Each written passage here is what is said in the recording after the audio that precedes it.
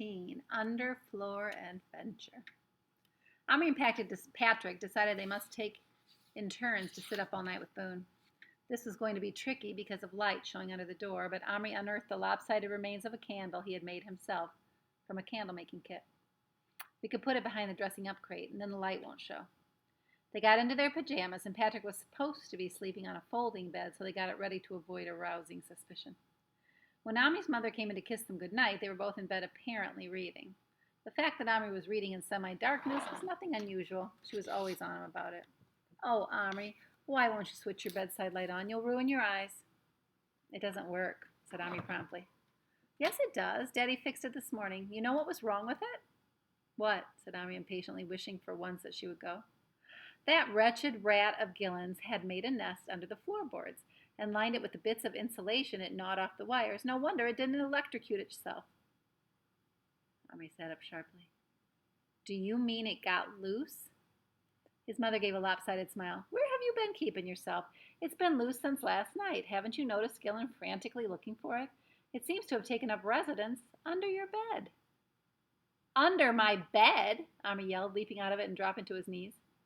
"It's no use looking for it. I mean right under the floor. Daddy caught a glimpse of it today when he had the boards up, but he couldn't catch it, of course. It's a matter of waiting till it comes out for food, and then—" But Omri was not listening. A rat? That was all they needed. "Mom, we've got to get it. We've got to." "Why, you're not scared of it, are you?" "Me? Scared of that stupid rat? Of course not, but we've got to catch it," said Omri desperately. He felt wild and furious. How could Gillen have let the thing go? The perils that a rat presented to his little men simply turned his blood ice cold. And why, of all rooms in the house, should it have chosen his?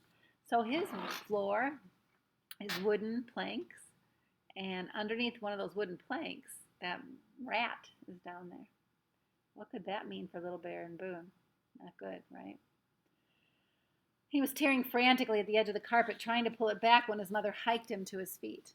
"Omri, that carpet and those floorboards have been taken up once today. They've been put back once and everything tidied up. Rat or no rat. I'm not going through it again tonight. Now get into bed and go to sleep." "But into bed," I said, "now." When she used that tone, there was no arguing with her. Omri got into bed and was kissed and watched the light go off and the door close. As soon as her footsteps had faded, he leaped up again and so did Patrick. "Now we must definitely stay up all night. We mustn't close our eyes for a moment," said Omri. He was hunting through his ancient collection of book matches for one out of which his father had not cut the matches, and at last he found one and lit the candle. Then they very gently moved Boone's bed out of hiding onto the bedside table, set the candle beside it, and sat one on each side, watching Boone's dreadfully ill-looking face. The pink square of Band-Aid moved fractionally up and down as he breathed. You could hardly see it. It was like watching the long hand of a clock moving. Only the strongest concentration enabled them to detect a faint motion.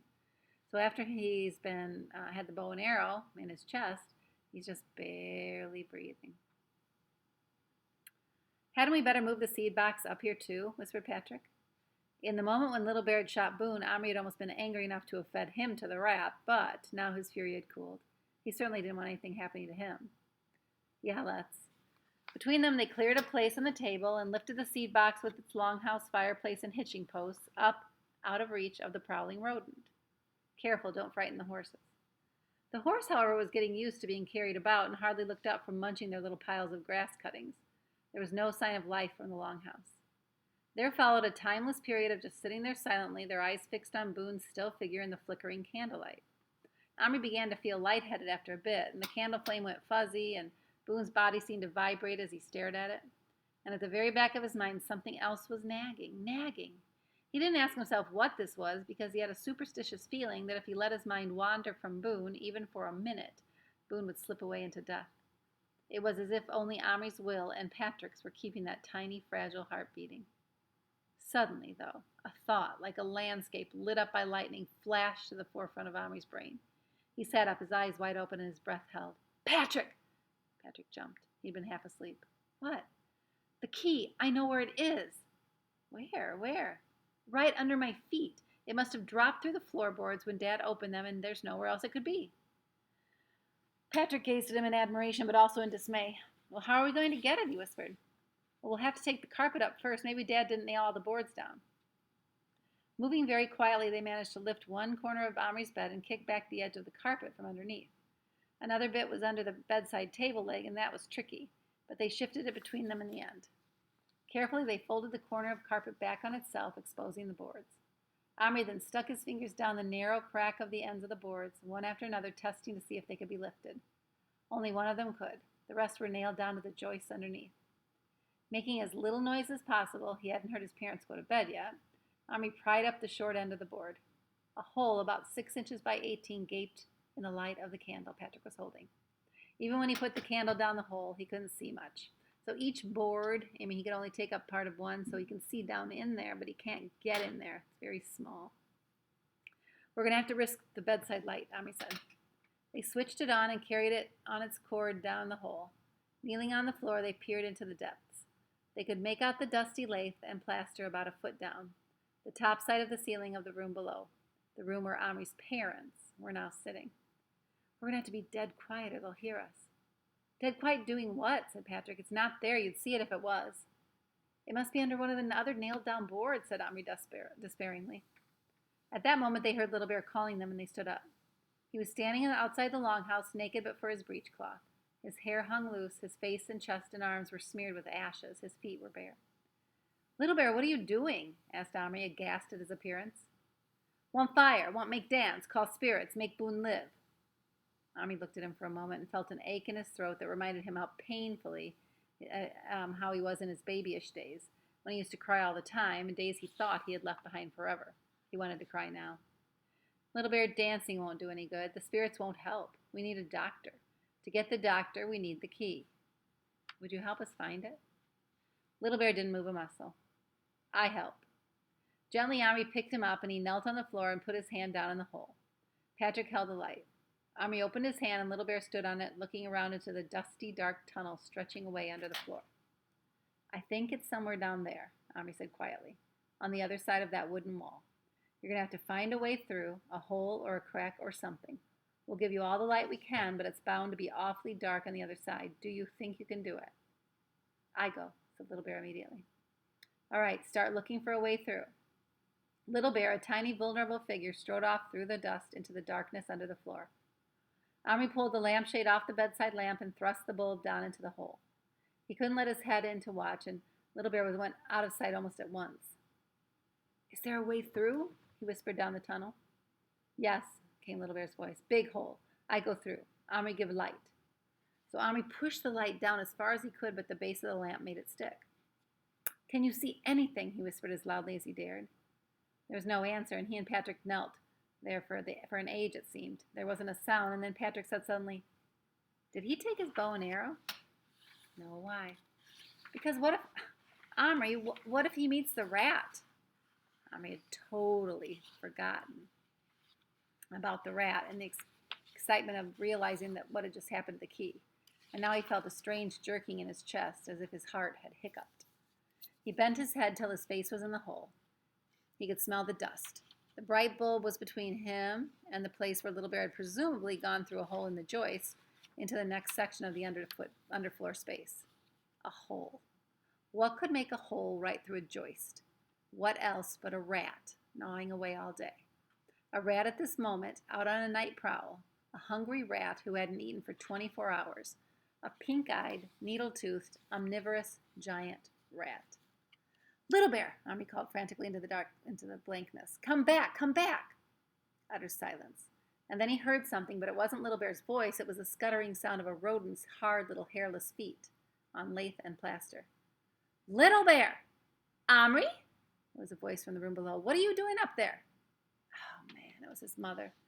Then, quite distinctively, he heard his father's voice. I can hear that blasted rat pattering about overhead. It's probably keeping the boys awake. I'd better go up, said his mother, and the door closed below, and they heard her coming up the stairs. Even this dire prospect hardly had power to do much more than push Omri's desperation one stage farther. He probably wouldn't have moved from his place on the floor if Patrick hadn't acted swiftly. Quick, light off, into bed. He pulled Omri up, snatched the lamp out of his hand, and switched it off. The candle was still down the hole. Patrick shoved the floorboard roughly back into position and moved the carpet, so that it more or less covered the boards if you didn't look closely.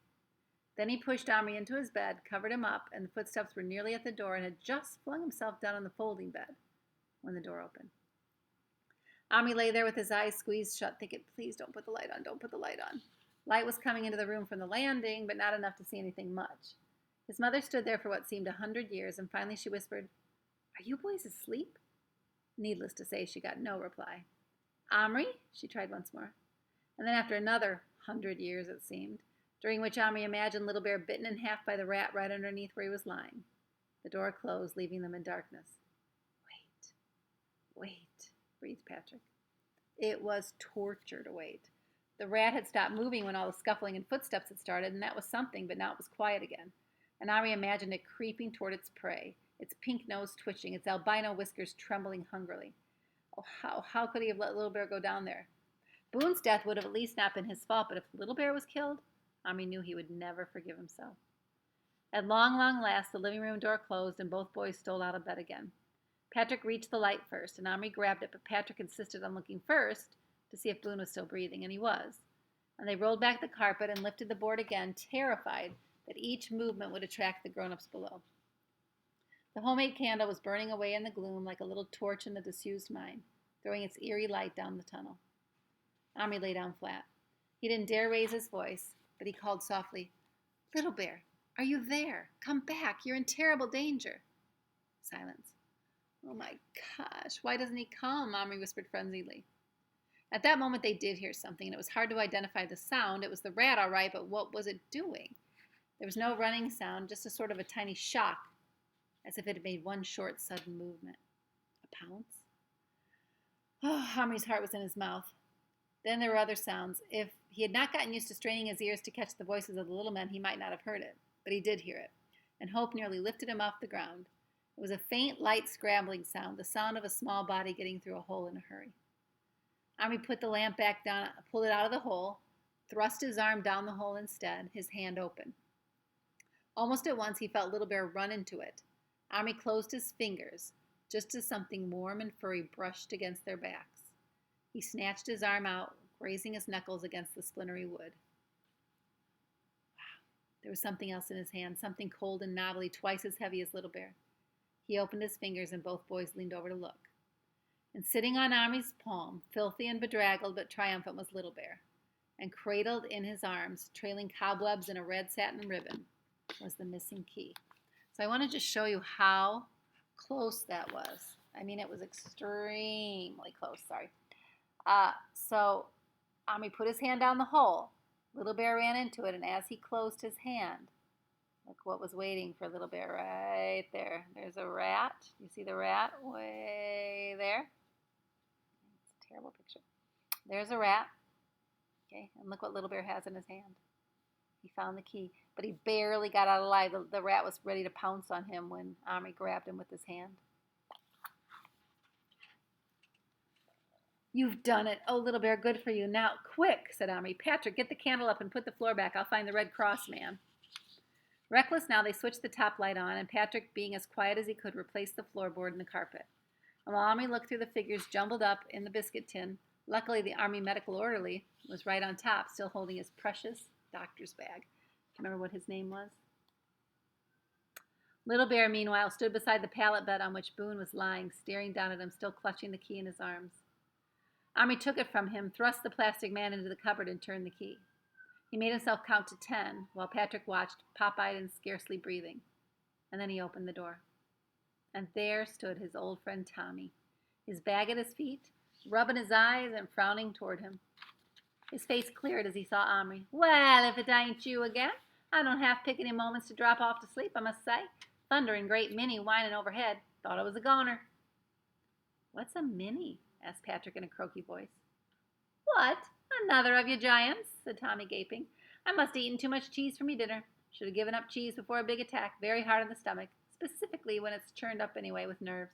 What's a Minnie? It's our name for a Minenwerfer. That's one of them big German bombs, for German shells. Makes a horrible roll, they do, even before they land. A sort of a whistle that gets louder and louder, and then carboom.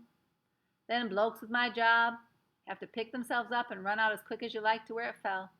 If it fell in a trench, we have to take care of the wounded. got a wonderful, that's wonderful that you're doing that, but we have a problem. We have a wounded man here who we want you to take care of, said Omri quickly. Oh, yeah, the old redskin again, is it? No, it's another one. Could you step onto my hand? Omri lifted him to where Boone lay, and Tommy at once knelt down beside him and began a professional examination. Ah, he's in a bad way, he said after a few moments. Could do with a blood transfusion, really. I'll have to have this bandage off, and I'll have to have a look at it. He was cutting it off with a minute pair of scissors as he spoke. As the bandage opened up, the anxious watchers saw that the tuft of tissue was now red with blood.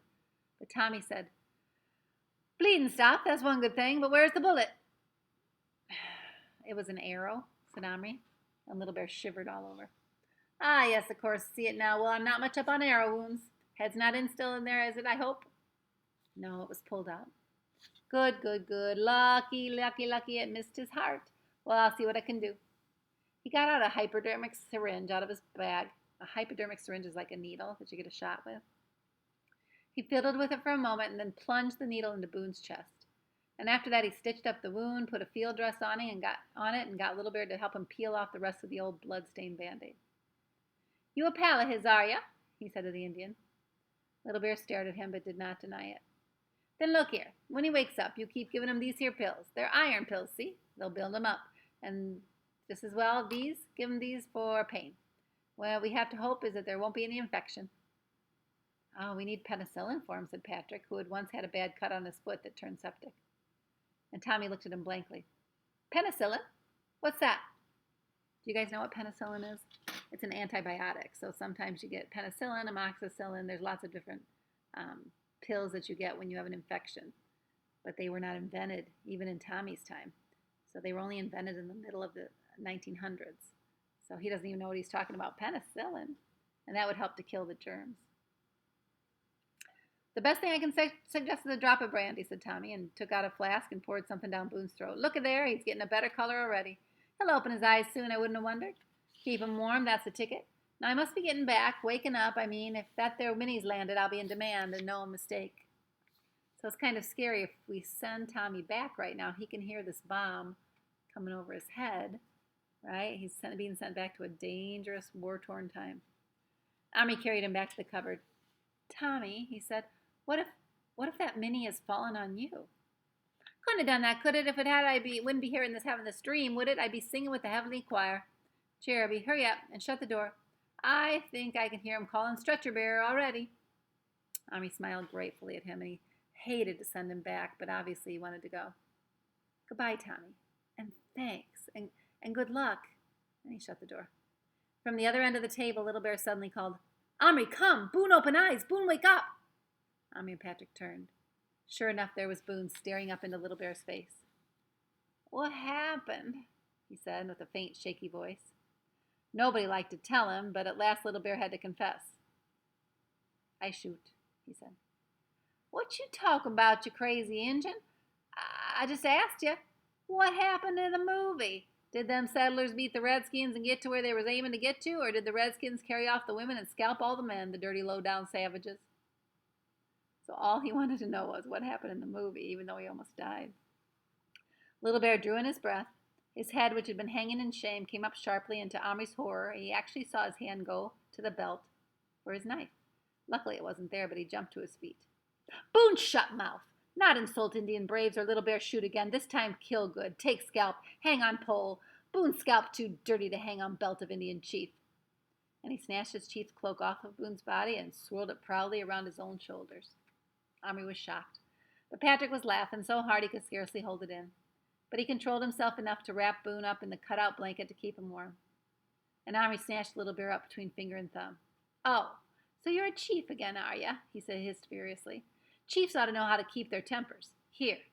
He picked the broken headdress off the floor and fitted it lopsidedly onto Little Bear's head. Now, Chief, have a good look at yourself. And he held Little Bear up before the mirror, and Little Bear took one look and just hid his face in his hands. Just you remember what you did to your friend. Not friend, enemy, muttered Little Bear, but the anger had gone out of him. Whatever he is, you've got a job to do. Where are those pills? You're to see that he gets them. We can't even see them, so it's up to you. And when Boone is better, do you know what you're going to do? You're going to make him your blood brother. Little Bear shot him a quick, startled look. Blood brother? Yes, you each make little cuts on your wrist and tie them together so the blood mingles, and after that you can't be enemies ever again. It's an old Indian custom. Little Bear looked baffled. Not Indian custom. I'm sure it was. It was in a movie I saw. White man idea, not Indian. Well, couldn't you just do it this once? Little Bear was silent for a moment thinking, and then Omri saw that crafty look that he knew of old coming into the Indian's face. Good, he said. Little Bear give Boone medicine, make him my brother when strong. And Omri put plastic in box, make a real wife for a Little Bear? Not tonight, said Omri firmly. We've had enough excitement. Tonight you stand guard over Boone. Give him his pills when he needs them. Drink all of his water. Make sure he drinks all of his water and all that. Tomorrow, if everything's all right, I'll bring your woman to life. And that is a promise.